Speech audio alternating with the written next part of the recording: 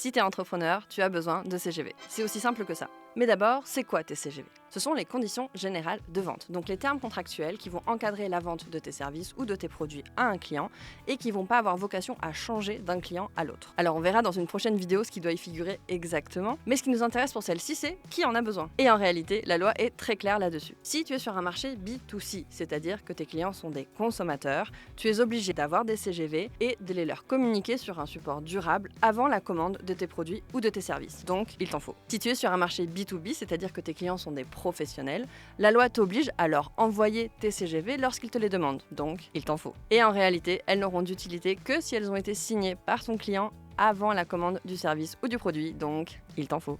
Alors une fois qu'on s'est dit ça, tu es peut-être un petit peu perdu par rapport à d'autres documents dont tu as dû entendre parler. Le contrat de prestation de service, le devis, la proposition commerciale. Alors on va rapidement les passer en revue pour voir si tu en as besoin et comment tu les articules avec tes CGV. Le devis et la proposition commerciale, tout d'abord, ce sont des documents personnalisés que tu vas adresser à ton client et qui vont reprendre les conditions particulières à ce client. L'offre ou les produits qu'il a choisis, les quantités ou les volumes, le prix, les options éventuelles, et de façon générale, tout ce qui va être différent pour ce client en particulier par rapport à ta façon habituelle de procéder.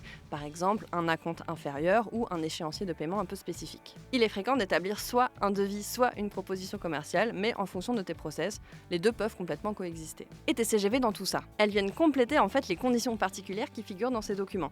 Ce qui veut dire qu'il faut faire très attention aux contradictions. Alors ça ne veut pas dire qu'il ne faut pas de contradictions. On peut complètement écrire quelque chose dans le devis qui va aller à l'encontre de ce qu'on a écrit dans les CGV par exemple, mais il faut vraiment que ce soit délibéré et pas une erreur. Dans ce cas-là, les conditions particulières vont prévaloir sur les conditions générales.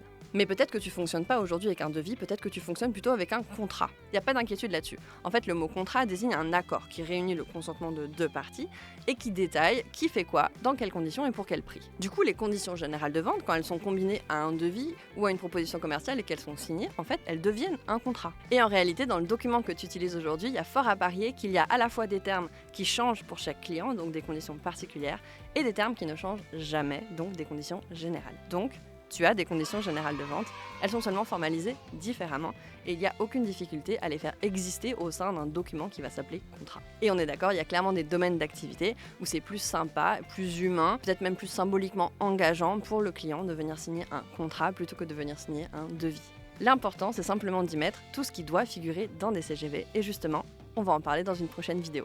À très vite.